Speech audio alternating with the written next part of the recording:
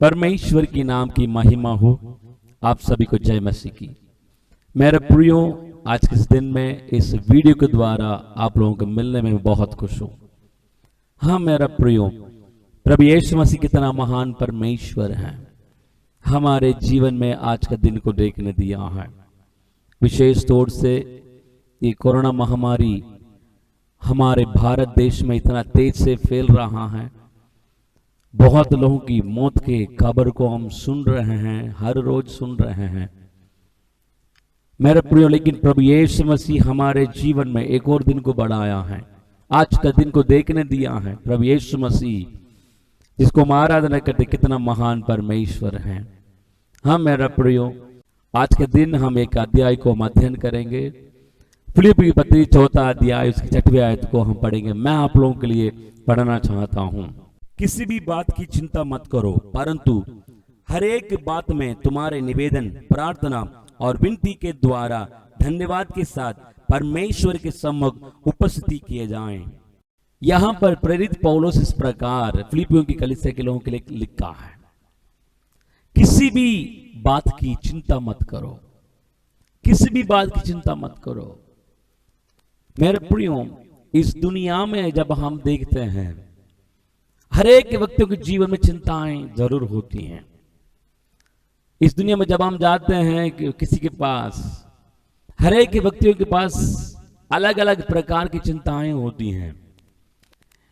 पढ़ने वाले बच्चों के पास जाइएगा, उनके अंदर पढ़ाई के प्रति चिंता होती है। मैं कैसे परीक्षा लिखूंगा, मैं कैसे पास करूंगा, मुझे कितना नंबर आएगा। पढ़ने वाले बच्चों के जीवन में इस प्रकार की चिंताएं होती हैं। पढ़ाई खत्म करने के बाद जो जवान होते हैं उनके पास जाके बातें करिएगा, उनके अंदर कौन सा चिंता होती है। मुझे एक अच्छा नौकरी मुझे मिलना है, एक अच्छा कंपनी में मुझे नौकरी चाहिए, कौन मुझे नौकरी देगा, मैं कौन सा नौकरी करूंगा, कौन से काम पे मैं जाऊंगा। इस दुनिया में मेरा प्रियो, जवानों के जीवन में इस प्रकार की चिंताएं होती हैं। जैसे नौकरी मिल जाती है, जॉब मिलने के बाद उन लोगों के जीवन में कौन सा चिंता होती है, मेरे लिए किस प्रकार के जीवन के साथी मुझे मिलेगा, मेरे लिए एक अच्छा जीवन के साथी मुझे चाहिए, मेरा शादी अच्छे होना है। इस प्रकार की चिंताएं उनके अंदर होता है। जब शादी सब अच्छे हो जाती हैं, उनके अंदर कौन सी चिंता आती है, हमारे पारिवारिक जीवन में एक अच्छा संतान चाहिए, लड़का लड़की चाहिए। बच्चों के लिए चिंता करते हैं, मेरे लिए अच्छा बच्चा चाहिए। जब बच्चे पैदा होते हैं, उनके अंदर दूसरा चिंता चालू हो जाती है कि यानी कि मेरे बच्चों को एक अच्छे नंबर 1 स्कूल में एडमिशन कराना है। चाहे कितना लाख रुपए खर्चा क्यों ना हो, लेकिन मेरे बच्चों के लिए एक अच्छे नंबर 1 स्कूल में एडमिशन मिलना है। जैसे बच्चों के लिए एडमिशन मिल जाती है, और तीसरा चिंता चालू हो जाती है, मेरे बच्चे अच्छा पढ़ाई करना है। मैं इतना लाखों पैसा खर्चा करता हूं मेरे बच्चों की पढ़ाई के लिए, मेरे बच्चे बिल्कुल पढ़ाई नहीं करते, पढ़ाई में ध्यान ही नहीं देते हैं। मेरे बच्चों को अच्छा पढ़ाई की ज्ञान चाहिए करके बच्चों की पढ़ाई के बारे में चिंता करते हैं। जब बच्चों की पढ़ाई सब खत्म हो जाती है, और चौथा चिंता क्या है, मेरे बच्चों के लिए एक अच्छा लाइफ पार्टनर मिलना है। हाँ मेरे प्रियो, इस दुनिया में हर एक व्यक्तियों के जीवन में इस प्रकार की चिंताएं होती हैं, अलग अलग प्रकार की चिंताएं। बहुतों के जीवन में जब हम देखते हैं चिंता जो है कि परमानेंट बन गया, रोज कुछ ना कुछ बातों को लेकर चिंता करते रहते हैं। 24 घंटे वो लोग हमेशा सीरियस रहते हैं। यदि आप उनके पास जाके बातें करेंगे, पूछेंगे, जरूर कुछ ना कुछ बातों को बोलकर वो चिंता करेंगे। लेकिन मेरे प्रियो, परमेश्वर का वचन क्या कहती है, आप और मैं परमेश्वर की बच्चे होने के नाते वचन कहती हैं, सारे चिंताओं को हम क्या करना है, धन्यवाद के साथ परमेश्वर के सम्मुख में उपस्थिति में किए जाएं। हर एक बात में तुम्हारे निवेदन, प्रार्थना और विनती के द्वारा परमेश्वर के उपस्थिति में किए जाएं, यानी कि परमेश्वर को बताने वाले बन जाएं। हाँ मेरे प्रियो, हम सब परमेश्वर को मानने वाले होने के नाते हमारे सारे बातों को, चिंताओं को प्रभु यीशु मसीह की उपस्थिति में प्रार्थना के द्वारा हम उद्धार के रखने वाले बन जाएं। इस दुनिया में जब हम देखते हैं बहुत लोग चिंता करते रहते हैं, और जब चिंताएं आती हैं तो तुरंत क्या करते हैं, अपने पड़ोसी की ओर भाग के जाते हैं, अपने पड़ोसी को ढूंढ कर जाते हैं। क्यों? शायद 2-3 घंटे मैं अपने पड़ोसी के संग में समय बिताऊंगा, मेरे लिए अच्छा लगेगा, मैं अपने चिंताओं को भूलकर मैं थोड़ा खुशी मनाकर आ सकता हूं। बहुत लोग इस प्रकार करते हैं। जब उनके घर में, उनके जीवन में कुछ परेशानियां आ जाती है, चिंता आ जाती हैं, तुरंत पड़ोसी को ढूंढ कर जाते हैं। लेकिन मेरे प्रिय वचन क्या कहती है, हम हमारे जीवन में हम पड़ोसी को ढूंढ कर जाने वाले ना बने, इंसान को ढूंढ कर जाने वाले ना बने, बल्कि हम परमेश्वर के उपस्थिति में आकर हमारे सारे चिंताओं को, हमारे सारे बातों को धन्यवाद के साथ प्रार्थना के द्वारा हम प्रभु को उपस्थिति में उतार कर रखने वाले बन जाएं। हाँ मेरे प्रियो, एक बार एक विधवा स्त्री थी, और वो विधवा स्त्री के लिए 2 लड़के थे, 2 बच्चे थे। 2 लड़के में से बड़ा वाला लड़का छाता बेचने वाला व्यक्ति था, यानी कि बरसात के मौसम में, बरसात से हम अपने आप को बचाने के लिए जो इस्तेमाल करते हैं छाता, अम्ब्रेला, उसको वो सेल करने वाला व्यक्ति था। तो वो इसलिए वो विधवा स्त्री के जीवन में हर रोज ये चिंता था। जब भी वो सुबह सुबह उठती है बिस्तर से, तुरंत बाहर भाग के आ जाती हैं, आके आसमान की ओर ऊपर देखती हैं। अगर बादल छाया नहीं होती है, उनके अंदर चिंता है। क्यों? क्योंकि यदि पानी नहीं गिरेगा तो कौन मेरा बेटा से अम्ब्रेला यानी कि छाता खरीदेंगे? कोई नहीं खरीदेंगे, मेरे बेटा को अच्छा सेल्स नहीं होगा करके चिंता करती थी। दूसरा बेटा जो है, वो जैसे हमारे घर में लाइट कट हो जाती है तो हम हवा करने के लिए हाथ से करने के लिए एक पंखा रखते हैं, हाथ में पंखा रखते हैं, उस पंखा को वो बेचने वाला व्यक्ति था। दूसरा बेटा, वो विधवा स्त्री क्या करती थी, उनकी दूसरा बेटा के लिए वो बाहर आके देखती थी। यदि बिल्कुल बादल नहीं होता है और पानी गिरने जैसे मौसम होता है, उनको चिंता है। क्यों? अगर पानी गिरेगा, मौसम ठंडा हो जाएगा, कोई मेरा बेटा से वो पंखा खरीदेंगे नहीं, तो कैसे हम परिवार चलाएंगे? देखिए, बड़ा वाला बेटा के बारे में इस प्रकार चिंता करती थी, मेरा बड़ा वाला बेटा के लिए पानी गिरना है तभी मेरा बेटा के जो बेचता है छाता सेल्स होगा। दूसरा बेटा के लिए जब चिंता करती थी कि मेरा दूसरा बेटा के लिए पानी नहीं गिरना है, इस प्रकार उनकी जिंदगी पर वो चिंता करने वाले व्यक्ति थी। बहुतों को जीवन में चिंताएं जो हैं निरंतर बन गया है, यानी कि रोज चिंता करना, हर रोज किसी ना किसी बातों को लेकर चिंता करते रहना। मेरे प्रियो, आप और मैं प्रभु यीशु मसीह के मानने वाले होने के नाते वचन क्या कहती हैं, हमें चिंता करने के लिए जरूरत नहीं है। मत्ती रचित सुसमाचार उसके 6वें अध्याय में जब हम देखते हैं, चिंता करने से कौन अपने आयु की घड़ी में से एक घड़ी बढ़ा सकता है। हाँ मेरा प्रियो, हम चिंता करने से हमारे जीवन की आयु की घड़ी में से एक घड़ी भी हम बढ़ा नहीं सकता है, याद रखिएगा। इसलिए मेरा प्रियो, हम सब प्रभु यीशु मसीह को मानने वाले होने के नाते हमारे सारे चिंताओं को प्रभु यीशु मसीह की उपस्थिति में उतार के रखने वाले बन जाएं। प्रार्थनाएं और विनती के द्वारा धन्यवाद के साथ हम प्रभु यीशु मसीह की उपस्थिति में उतार के रखने वाले बन जाएं। पुराने नियम में 1 शमूएल उसके 1 अध्याय में जब हम देखते हैं, वहां पर एल्काना नामक एक व्यक्ति के बारे में लिखा है। एल्काना के लिए 2 पत्नियां थी, उनमें से सबसे बड़ी वाली पत्नी जो है हन्ना, हन्ना के बारे में क्या लिखा है? उनके जीवन में संतान नहीं था।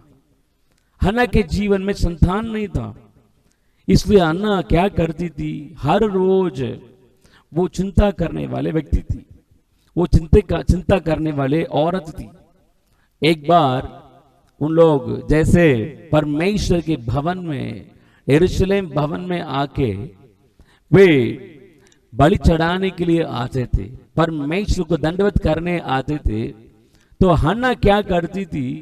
परमेश्वर की उपस्थिति में आकर उनके जीवन में जो भी चिंताएं थी, जो भी परेशानियां था, उन सारे चिंताओं को परमेश्वर के उपस्थिति में वो प्रार्थना के द्वारा, विनती को द्वारा वो उतार के रखी थी। वचन इस प्रकार कहती हैं, हन्ना जब परमेश्वर भवन में आके, यानी कि परमेश्वर के उपस्थिति में आके प्रार्थना करती थी, प्रार्थना करने के बाद वहां से उठ के जाने के बाद, उसके बाद वो दोबारा दुखित नहीं हुआ।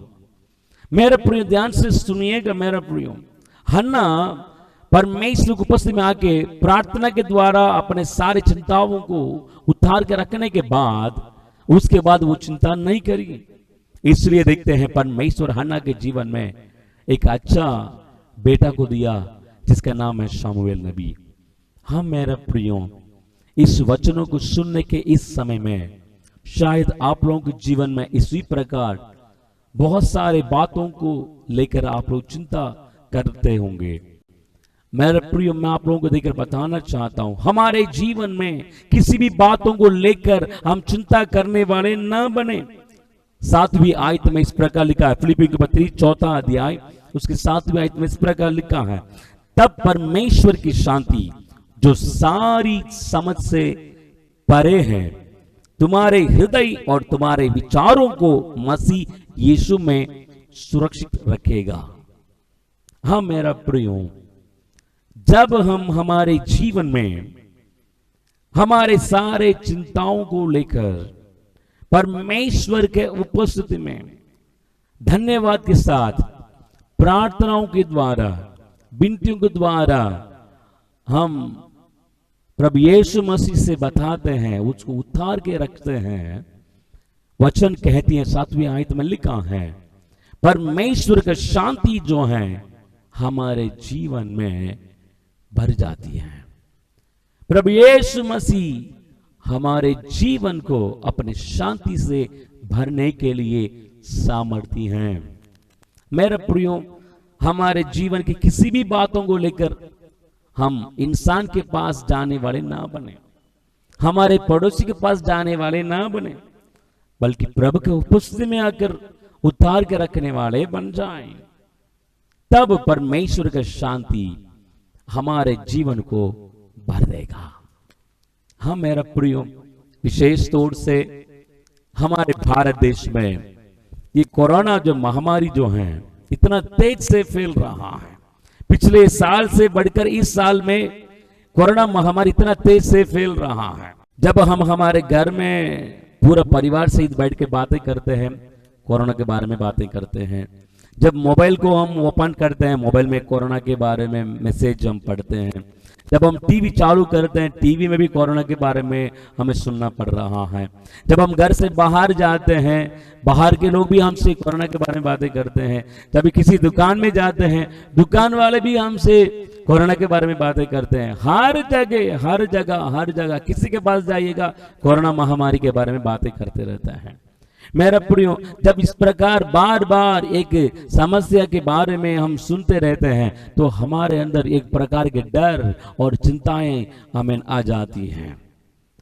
लेकिन मेरा प्रियो, मैं आपको देखकर बताना चाहता हूं, प्रभु यीशु मसीह को विश्वास करने वाले होने के नाते हमें चिंता करने की जरूरत नहीं है, बल्कि उन सारी चिंताओं को, उन सारी बातों को प्रभु यीशु मसीह के उपस्थिति में जाकर प्रार्थना और विनती के द्वारा उतार कर रखने वाले बन जाएं। शायद हम लोग इस प्रकार सोच सकते हैं, शायद पिछले साल जैसे पूरा लॉकडाउन, लगभग 7-8 महीने लॉकडाउन में हम लोग घर में पड़े थे, बहुत परेशान हो गए थे, शायद इस 2021 में भी हमें इसी प्रकार घर के अंदर बैठे रहना पड़ेगा। मैं कैसे अपने परिवार को चलाऊंगा। मुझे अगर नौकरी नहीं है, अगर तनख्वाह नहीं है, तो कैसे मैं अपने परिवार को खिलाऊंगा पिलाऊंगा। इस प्रकार की चिंताएं शायद आपके जीवन में हो सकता है। मेरे प्रिय, इस घड़ी में जब आप इस प्रचार को सुन रहे हैं, इस प्रचार को सुनने के समय में शायद आप लोगों के जीवन में इस प्रकार की चिंताएं हो सकता है। लेकिन मैं आपको देखकर बताना चाहता हूं, आप किसी भी बातों को लेकर चिंता करने के लिए जरूरत नहीं है। किसी भी विषयों को लेकर चिंता करने की जरूरत नहीं है। फिलिप्पियों की पत्री 4 अध्याय 6 आयत को मनन करिएगा अपने जीवन में। उस आयत को बाइबल में नोट कर लीजिए, मनन करिएगा। किसी भी बातों को लेकर चिंता करने की जरूरत नहीं है, बल्कि हमें क्या करना है, परमेश्वर की उपस्थिति में जाकर धन्यवाद के साथ प्रार्थना और विनती के द्वारा प्रभु यीशु मसीह को बताने वाले बन जाएं, प्रभु यीशु मसीह की उपस्थिति में उतार के रखने वाले बन जाएं। तब परमेश्वर की शांति आपके जीवन को भर देगा। हाँ मेरा प्रियो, आंखें बंद करके प्रार्थना करेंगे, प्रभु की उपस्थिति में अपने आप को अर्पण करें। प्रभु जी, मैं किसी भी बातों को लेकर चिंता नहीं करूंगा, किसी भी विषयों को लेकर मैं चिंता नहीं करूंगा, बल्कि मैं आपके उपस्थिति में उतार के रखने वाला बनना चाहता हूं। जैसे पुराने नियम में 1 शमूएल 1 अध्याय में हन्ना के बारे में हमने देखे थे। उस हन्ना के बराबर, उस हन्ना जैसे हम भी हमारे जीवन की सारी चिंताओं को उतार कर प्रभु यीशु मसीह को उपस्थिति में रखने वाले बन जाएं। प्रभु यीशु मसीह हमारे जीवन को अपना शांति से भरने के लिए सामर्थ्य है। आइए आंखें बंद कर लीजिए, हम प्रार्थना करेंगे। जीवित नगर का महान परमेश्वर, हम आपको धन्यवाद देते हैं प्रभु जी। जैसे आज हमने अध्ययन किया है, इस वचन के अनुसार हमारे जीवन में प्रभु जी हम किसी भी बातों को लेकर चिंता करने वाले ना बने, बल्कि प्रभु आपकी उपस्थिति में धन्यवाद के साथ प्रार्थना और विनती के द्वारा प्रभु हम आपकी उपस्थिति में उतार के रखने वाले बन जाएं। मैं प्रार्थना करता विशेष तौर से इस पल में जो भी भाई और बहन प्रभु जी उनके परिवार के जीवन में प्रभु किसी न किसी बातों को लेकर चिंता करते हैं, आप उन्हें मदद करिए प्रभु जी। उनके जीवन जो भी चिंता है वो सारी चिंताओं को दूर करिए प्रभु जी।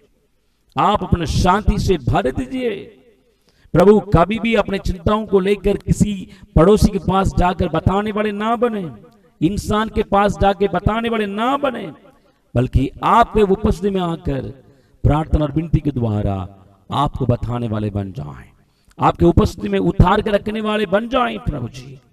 मैं प्रार्थना करता हूं उनके जीवन में आप अपने शांति से भर दीजिए प्रभु जी। उनके जीवन को आप अपने शांति से भर दीजिए प्रभु जी। सहायता और अनुग्रह करिए प्रभु यीशु मसीह के नाम से मांगता हूं, सुनिए और ग्रहण करिए।